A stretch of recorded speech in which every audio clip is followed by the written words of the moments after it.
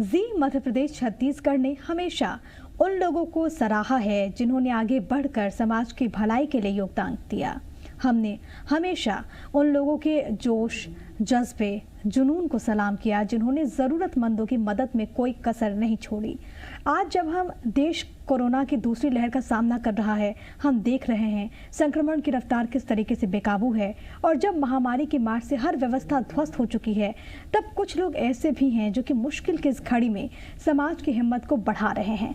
ये लोग देश को, समाज को संक्रमण से लड़ने की नई राह दिखा रहे हैं। ये वो नायक है जो कि देश की परेशानियां कम करने की कोशिश कर रहे हैं। आज उन्हीं नायकों के सम्मान की एक पहल जी मध्य प्रदेश छत्तीसगढ़ ने की है। जी मध्य प्रदेश छत्तीसगढ़ आपको लगातार ऐसे लोगों की कहानियां दिखा रहा है, दिन रात जरूरतमंद लोगों के लिए संघर्ष कर रहे हैं। जो ये लोग देश के सच्चे सेवक हैं और संकट के वक्त में बन चुके हैं द रियल हीरोज।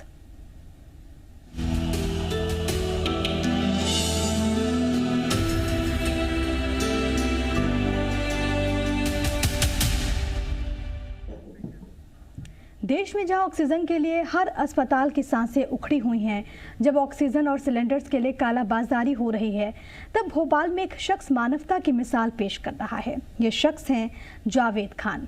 पेशे से तो ऑटो चालक हैं, लेकिन उनका सेवा भाव आज देश और दुनिया के सामने नज़ीर है।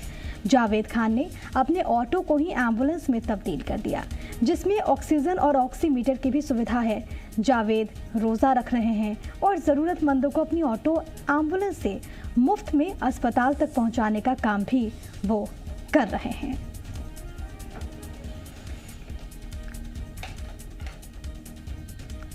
कोरोना के इस वक्त में वो सेवा कर रहे हैं, लोगों की सहायता कर रहे हैं और ऐसे लोगों को जी मध्य प्रदेश छत्तीसगढ़ सलाम कर रहा है जो कि इस मुश्किल के वक्त में खुद आगे आए हैं दूसरों की मदद के लिए, दूसरों की सहायता के लिए। और इस वक्त भोपाल के रियल हीरो जावेद खान खुद हमारे साथ जुड़ रहे हैं। जावेद जी, बहुत स्वागत आपका। जावेद जी, सबसे पहले आपको धन्यवाद भी, सलाम भी। आप बहुत अच्छा काम कर रहे हैं, दूसरों की मदद कर रहे हैं।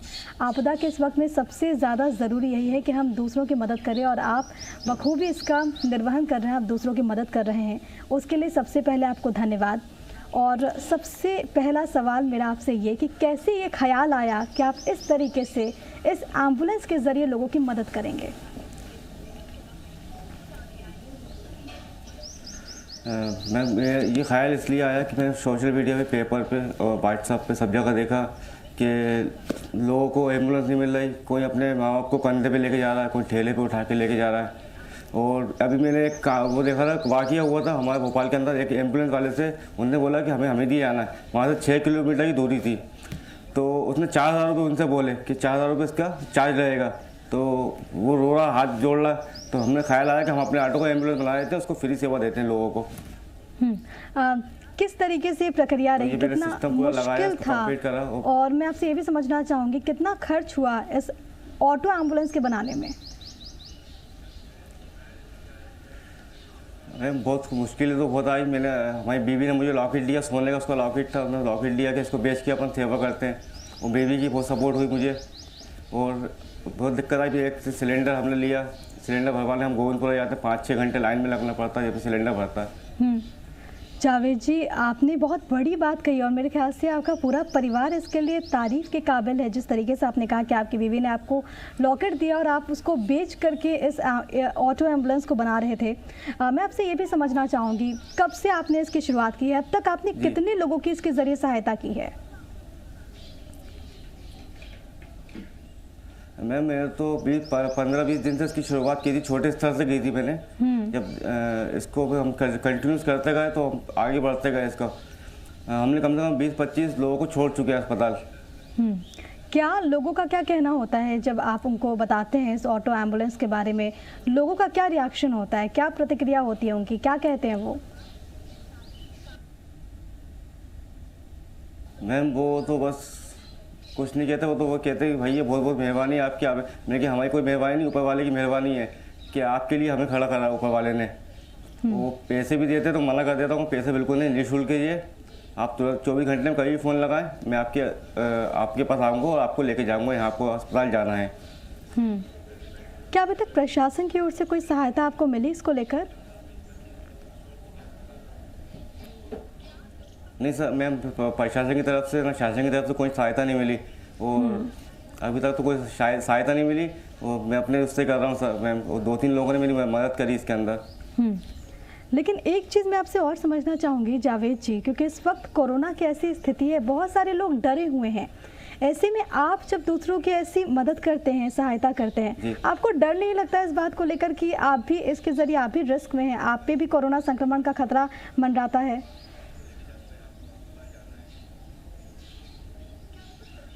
मैम इंसानियत के लिए, समाज के लिए किसी को तो आगे आना पड़ेगा। इस कोरोना से हम कैसे लड़ सकते हैं? इस कोरोना से हम ऐसे ही लड़ सकते हैं कि हम बहुत से लोगों की मदद कर दें, बहुत से लोगों को हम बचा सकते हैं। इस कोरोना से हम मुक्त पा सकते हैं अगर हम एक दूसरे की मदद करने आगे आए तो। इससे हम डरने लगे, घबराने लगे तो मैम तो हम कोरोना से क्या जीत ही नहीं पाएंगे कभी।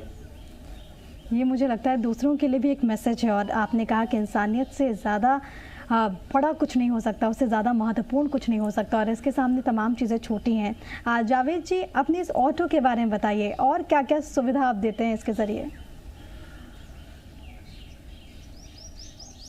इसमें किट रखी हुई है, सैनिटाइज़र है, ऑटो को सैनिटाइज करते हैं पूरा। इसमें ऑक्सीमीटर रखा हुआ है और सिलेंडर रखा हुआ है, ऑक्सीजन सिलेंडर रखा हुआ है। किसी को अगर ज़रूरत पड़ती है उसको हम ऑक्सीजन भी लगाते हैं। कैसे लोग आपको बुक करते हैं, कैसे आप दूसरों की सहायता करते हैं, क्या प्रक्रिया होती है इसकी? मैम सोशल मीडिया में, मेरा व्हाट्सएप पे, फेसबुक पे नंबर डाला था, मेरे दोस्तों ने उसको शेयर करा और उसके द्वारा हम लोग जहाँ से ही फ़ोन आते हैं हम तुरंत जाते हैं मैम उसको लेने के लिए और हम उनको लगाते हैं और लेके अस्पताल जाते हैं। और आप अपनी सुरक्षा का भी इस दौरान ख्याल रखते हैं? मैं देख पा रही हूँ पीपीई किट वगैरह सब कुछ आप रखते हैं अपने पास? जी मैं अपने पास रखता हूँ, पहन के चलता हूँ। मैं अपनी सुरक्षा का भी ख्याल रखता हूँ, लोग सबकी सुरक्षा भी होती रहती है और मैं भी अपनी सुरक्षा करता रहता हूँ। और कैसे मैंने बीच में पन्नी भी लगा के रखी गाड़ी के बीच में उसको। जी, और कितने लोगों को आप बिठाते हैं एक टाइम पे? एक टाइम में एक ही व्यक्ति को बिठाते हैं हम। और अगर कोई आपको बुक करता है और उसी वक्त किसी और ने भी कह दिया कि उनको भी ज़रूरत है, तो क्या करते हैं वैसी स्थिति में? मैं उनको रोक देता हूँ, क्या एक दूसरे को नहीं हो उससे, अगर किसी को ज़्यादा किसी को कम है और किसी को मतलब उसको उसका इफेक्ट नहीं पड़े, इसलिए हम एक को थोड़ा रोकते हैं कि आप थोड़ा वेट करिए, हम आपके पास आते हैं एक को छोड़ के। यहाँ पर एक डबल नहीं करते मैम। जी, और उसमें नॉर्मल सवारी तो बिठाना छोड़ दी। बहुत सारे नॉर्मल सवारी हम नहीं बिठाते, इसको मना कर दी नॉर्मल सवारी की, इसको बंद कर दिया पूरा। जावेद जी, क्योंकि आप ऑटो चलाते हैं और आपको जाहिर तौर पर इससे आपको आमदनी होती होगी, लेकिन जब आपने ये फैसला लिया आर्थिक तौर पर भी काफ़ी नुकसान झेलना पड़ता होगा, कितना कठिन रहा ये इस लिहाज से फैसला आपका? मैम बहुत कठिन है। मेरी गाड़ी की किस्त थी, एक किस्त मैंने ड्यू कर दी उसको, अभी एक किस्त मैंने भरी नहीं ऑटो की, उसकी किस्त भरना थी वो भी नहीं भरी मैंने, उसको भी ड्यू कर दिया कि मेरे घर का खर्चा भी चलता रहे थोड़ा बहुत। जावेद जी, बहुत लोग ऐसे भी हमने देखे हैं, आपने हालांकि कहा कि आपके परिवार का आपको सपोर्ट मिला है, बहुत लोग हमने ऐसे भी देखे हैं कि जब लोग चाहते तो हैं कि वो दूसरों की मदद करें, लेकिन कहीं ना कहीं कुछ बंदिशें आ जाती हैं। क्या आपकी सिचुएशन में, क्या आपकी स्थिति में ऐसा कुछ नहीं हुआ? नहीं, बंदिशें तो नहीं आई मैम, कुछ भी बंदिशें नहीं आई। छोटे स्तर हमने जैसा चाहा वैसा हुआ हमारा साथ। अगर हमें अपने आप को भी बेच के सेवा करना पड़ती हम वो भी करते। जी, आपके इसी जज्बे को हम सलाम करते हैं और जिस तरीके से आप एक एक शब्द आप जो कह रहे हैं वो बहुत ज़्यादा महत्वपूर्ण है और मेरे ख्याल से हमारे जो दर्शक हैं उनको भी जागरूक करने के लिए, उनको भी मैसेज देता है आपका एक एक शब्द कि किस तरीके से आप इस कठिन वक्त में सब कुछ छोड़कर मानवता की सेवा कर रहे हैं, दूसरों की सहायता कर रहे हैं। यहाँ पर एक चीज़ जावेद जी मैं आपसे और समझना चाहूँगी, क्योंकि इस वक्त रमज़ान का महीना भी है और रोज़ा भी आप रखते होंगे, ऐसे वक्त में कितना कठिन होता है आपके लिए?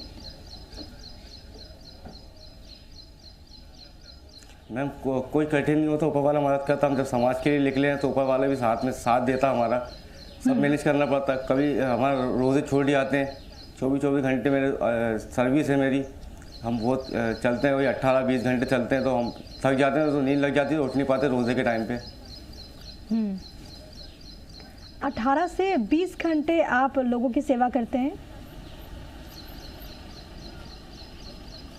जी, 24 घंटे में हम सेवा, यहाँ से ही फ़ोन आया था और हम चल देते हैं वहाँ पर, चाहे कोई भी वक्त रहा हो।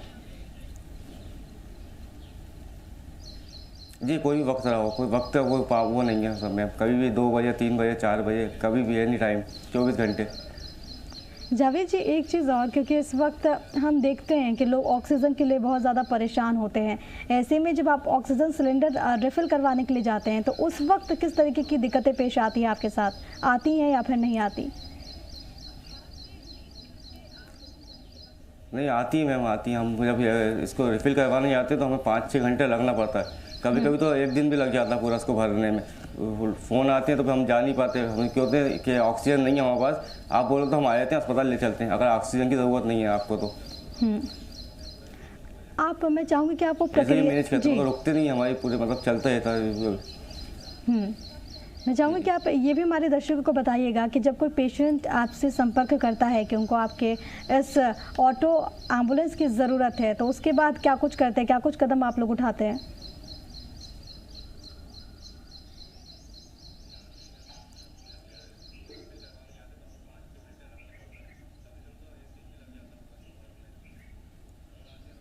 जावेद जी, मेरी आवाज़ आपको मिल पा रही है? जी जी मैम। जावेद जी, मेरा सवाल ये था कि जब कोई पेशेंट आपको कांटेक्ट करता है, जी जी, उनके कोई परिजन आपको कांटेक्ट करते हैं, तो क्या उसके बाद क्या प्रक्रिया होती है, क्या आप लोग कदम उठाते हैं जब आप आपके ऑटो में पहुंचते हैं? उसके बाद क्या तापमान नापते हैं, क्या करते हैं? मैम जब फ़ोन आते हैं कि उनके करीबी होके तो हम ऑटो लेके जाते हैं, बिठाते हैं, बिठाने के बाद उनसे एड्रेस पूछते हैं कहाँ छोड़ना है, वो अस्पताल का नाम देते हैं, हम उस अस्पताल में छोड़ के आ जाते हैं। वो हमसे कहते हैं कि आप रिक्वेस्ट करते हैं कि आप कितना पैसा हुआ, तो हम कहते हैं कोई पैसा नहीं हुआ, उसका फ्री कॉस्ट ही है, आप पैसा रखिए अपने पास, आप अपने हमारे भाई है या कोई बहन है हमारी, उनका आप अस्पताल जल्दी तुरंत लेके जाइए अंदर।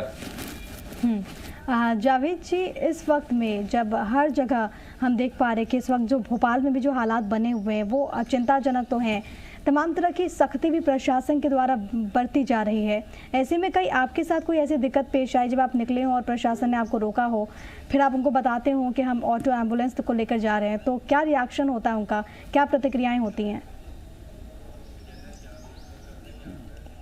जी अभी मेरे साथ ये हादसा हुआ अपने DIG बंगले चौराहे पे हुआ था और एक भानपुर के चौराहे पे हुआ था।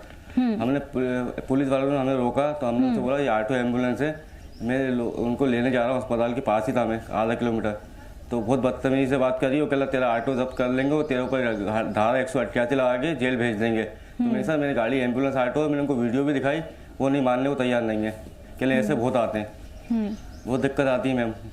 जी, आपके जो साथी ऑटो वाले हैं, ऑटो घुमा के गलियों में जाना पड़ता हमें। आपके जो साथी ऑटो वाले हैं वो क्या इसको लेकर जागरूक होते हैं, क्या वो भी सोचते हैं कि हम भी ऐसा कुछ कदम उठाएंगे? नहीं मैम, अभी तो कोई ऑटो वाले इसके लिए आगे नहीं आए, उन्होंने पूछा तो कह रहे नहीं हम नहीं कर पाएंगे ये।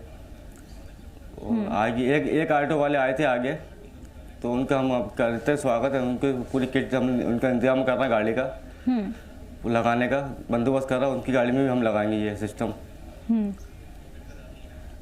कितना वक्त आपको लगा इस ऑटो एम्बुलेंस को तैयार करने में? मैम इसे धीरे धीरे वक्त लगा, हम काम भी करते गए, उसको कंप्लीट भी करते गए, इसको कंप्लीट करने में हमें लगे 10 दिन, काम भी करते गए बिना ऑक्सीजन के और उसको कंप्लीट भी करते गए, तो उसको पूरा कंप्लीट हो गया, 20 दिन लगे इसको पूरा कंप्लीट करने में। जी, प्रशासन से अब आगे आप क्या उम्मीद करते हैं जब आप लोगों की मदद कर रहे हैं और आप जिस तरीके से चाहते हैं कि लोगों की ज़्यादा से ज़्यादा सहायता हो सके, कुछ भी आपको इसके बदले में नहीं चाहिए, ऐसे प्रशासन से आप क्या मांग करना चाहेंगे हमारे माध्यम से?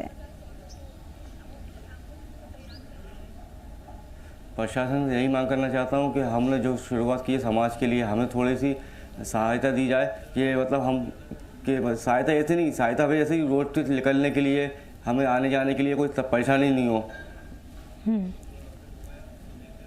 हमें कोई दिक्कत परेशानी नहीं हो, हम मरीज़ को तुरंत उसको वहाँ तक ले आ सकें। आगे के लिए आपने क्या सोचा जावेद जी, कब तक आप इसे जारी रखेंगे? जब तक हम कोरोना से जंग नहीं जीत जाएंगे, जब तक पूरा सामान्य नहीं होगा, जब तक इसको जारी रखेंगे हम। बहुत मुश्किल होता है कि इस कठिन वक्त में हम सब कुछ भूल कर दूसरों की सहायता करें।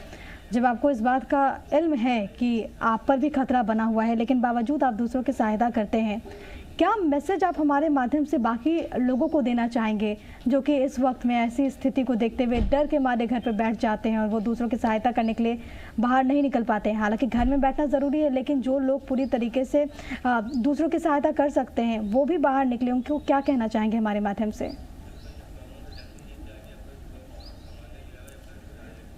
मैं आपके चैनल के माध्यम से कहना चाहता हूँ कि जो लोग मदद करने के लिए सोचते हैं, दिल में जज्बा रखते हैं, अगर वो बाहर नहीं निकल पा रहा है तो उनको सपोर्ट करें, उनको सपोर्ट करके उनको आगे बढ़ाएं जो मदद कर रहा है, और उनका सहयोग करते रहें। क्या आपको वहाँ पर जो बाकी के जो आपके चैनल के माध्यम से एक चीज़ और कहना चाहता हूँ जी जी आपके चैनल से एक चीज़ और कहना चाहता हूँ मैं कि सब सुरक्षित रहें, अच्छे से खाएं पिएं और स्वस्थ रहें, अपना ख्याल रखें। घर से बाहर ज़रूरी काम हो जब भी बाहर निकलें, नहीं तो बाहर बिल्कुल ना निकलें आप। यहाँ पर जावेद जी एक चीज़ और, आपने बोला कि परिवार का आपको सहयोग मिलता है, लेकिन जब आप रोज़ घर से बाहर निकलते हैं ऐसे कामों में, जब सबको पता है कि आप पर भी खतरा बना हुआ है, जिसका मैं बार बार जिक्र कर रही हूँ, आपके परिवार वाले क्या सोचते हैं? क्योंकि जाहिर तौर पर आपके घर वालों में भी डर का माहौल होता होगा कि घर का एक इंसान बाहर निकल रहा है और ऐसे जोखिम भरे काम को कर रहा है, उस पर भी खतरा बन सकता है। घर के लोग, घर के परिवार की ओर से क्या कुछ बातें आपको कही जाती है?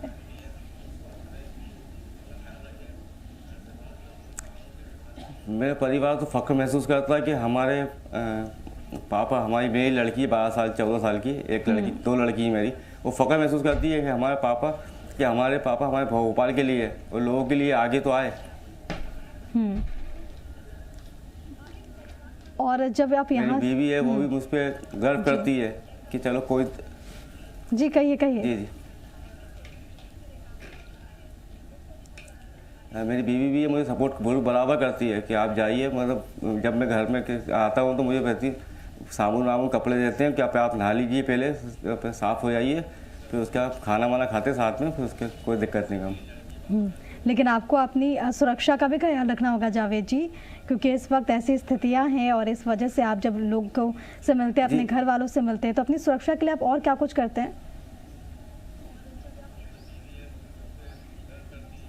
नहीं, मेरा घर कच्चा मकान है मेरा, तो आंगन है एक बहुत बड़ा, तो मेरा बाहर बेड लग जाता है, बाहर सो जाता हूँ जाके। और घर फैमिली मेरी अंदर रहती है, चद्दरों का मकान है मेरा, एक आंगन है उसमें मेरा बिछा हुआ है, लेट जाता हूँ जाके, तो उससे दूरी बनी रहती है हम लोग में और कोई दिक्कत परेशानी नहीं, सब मैनेज करके चलना है मैम। ऐसे मैं अपना ख्याल भी रखता हूँ, टाइम पे खाना, टाइम पे पानी पीना, ये सब। आपको, आपने जिस तरीके से बताया कि आपने बहुत लोगों की सेवाएं की हैं, 24 घंटे जब भी आपको लोग कॉल करते हैं वहाँ पर मौजूद हो जाते हैं, अभी तक कोई ऐसा वाकया जो कि आप हमारे माध्यम से शेयर करना चाहेंगे, बताना चाहेंगे? कुछ ऐसा हुआ हो जहाँ पर लोग आपको उस वक्त, इस सिचुएशन में, उस स्थिति में जब लोग आपको कुछ कहते हों, कुछ ऐसी घटना आप हमारे दर्शकों के साथ शेयर करना चाहेंगे? उनकी ओर से जिन लोगों की आपने मदद की है या फिर कर रहे हैं, उनकी ओर से क्या कुछ बातें कही जाती है? कुछ ऐसी घटना आपके मस्तिष्क में? जी मैम, 2-3 घटना हुई है। एक घटना मैं आपको बताता हूँ, जो मैंने एम्स हॉस्पिटल भोपाल के अंदर, तो वहाँ से हम गए परिवार, वहाँ पर बेड नहीं मिला, तो कल नहीं भैया आप रुक जाओ, तो मैं कहा ठीक है मैं रुका हूँ। फिर वहाँ से गए हम पीपुल्स हॉस्पिटल, वहाँ उनको बेड मिला, तो उन्होंने, मतलब वो भी रोया और मैं भी साथ में रोया, क्योंकि उनकी हस्बैंड की कंडीशन बहुत ख़राब थी, तो मैं भी रोया, वो भी। तो उन्होंने मेरा बहुत शुक्रिया किया, बहुत, मतलब हम, मतलब ऐसा हुआ था दोनों रो रहे थे, उनकी बेबी भी रो रही थी, मैं भी रो रहा था कि उनके हस्बैंड जब अंदर जा रहे थे। मतलब दिल दिलाने वाला वो था वाक़या कि हालत ऐसी थी और बेड नहीं मिल रहे थे अस्पतालों के अंदर। कोई और ऐसी घटना? जी मैम, और ऐसी घटना मैम, एक वो कवाड़ खाने में हॉस्पिटल है, तो उनको जांच कराने ले आना था, तो सिलेंडर बिना ऑक्सीजन सिलेंडर के उनको हटा नहीं सकते थे। तो अस्पताल ने उनको ऑक्सीजन सिलेंडर नहीं दिया था, तो हमने अपने ऑटो से ऑक्सीजन सिलेंडर खोल के वो उठा के उनकी जांच कराई थी जाके, सिलेंडर ऑक्सीजन लगाते लगाते। तो उनका भी वो मतलब मैम चलता है, मतलब ये दर्द है, बयान नहीं कर सकते, ये दर्द कैसे बयां करें। बहुत दर्द है दिल के अंदर, ये कंडीशन बहुत ख़राब है। जब देखते हैं ना कि मरीजों को क्या क्या बना हुआ है। बहुत ऐसी मार्मिक तस्वीरें आती हैं जावेद जी, जब बहुत मुश्किल हो जाता है, लोग बहुत ज़्यादा परेशान भी नज़र आ रहे हैं। हालांकि तमाम तरह के कदम उठाए जाते हैं, लेकिन फिर भी जो मुसीबत का पहाड़ उन लोगों पर टूटता है, शायद हम इसको नहीं समझ सकते। लेकिन क्योंकि आप भी उसमें कहीं ना कहीं शामिल होते हैं, जिस तरीके से आपने उन घटनाओं का जिक्र किया, जब आप भी रो पड़ते हैं दूसरे लोगों के साथ, जब वो कोई पीड़ित है उनको देखकर आप भी अपने इमोशंस को काबू नहीं कर पाते हैं, कितना मुश्किल रहता है खुद को ऐसे वक्त में संभालना। हाँ मैम, बहुत मुश्किल होता है, बहुत मुश्किल होता है। मैं रोक ही नहीं पाता, मतलब बर्दाश्त नहीं होता कि क्या कंडीशन है। मैं दुआ करता हूँ भगवान से, खुदा से, कि ये बाबा को, इस बीमारी को यहाँ हमारे मध्य प्रदेश, भोपाल से, हमारे हिंदुस्तान से, इस भारत से इसको ख़त्म कर दे। ठीक है, आप बहुत अच्छा काम कर रहे हैं और हम उम्मीद करते हैं, क्योंकि आप जैसे जब रियल हीरोज़ रहेंगे तो हम ही ये जो पूरा जंग है उसको हम जीत पाएंगे, और ऐसे लोगों की बहुत ज़्यादा ज़रूरत है समाज में। हम आपको बहुत शुभकामनाएं देते हैं भविष्य के लिए, और एक बार फिर से आपके जज्बे को, आपके जुनून को हम सलाम करते हैं। बहुत धन्यवाद जावेद खान जी आपका हमारे साथ जुड़ने के लिए, इतनी बड़ी बात दर्शकों तक पहुंचाने के लिए, आपने उन तमाम सिचुएशंस को, उन तमाम स्थितियों को दर्शकों तक पहुंचाने के लिए, और ये बताने के लिए कि इंसानियत से ज़्यादा ज़रूरी कुछ भी नहीं है। और लगातार हम अपील करते हैं कि अगर आप भी दूसरों की सहायता कर सकते हैं इस मुश्किल के वक्त में, तो आप ज़रूर कीजिए, क्योंकि तभी जाकर हम सब मिलकर इस महामारी को मात दे पाएंगे। और ऐसे ही समाज में रियल हीरोज़ की इस वक्त बहुत ज़्यादा ज़रूरत है। यहाँ पे वक्त एक छोटे से ब्रेक का, आप बने रहेगा हमारे साथ।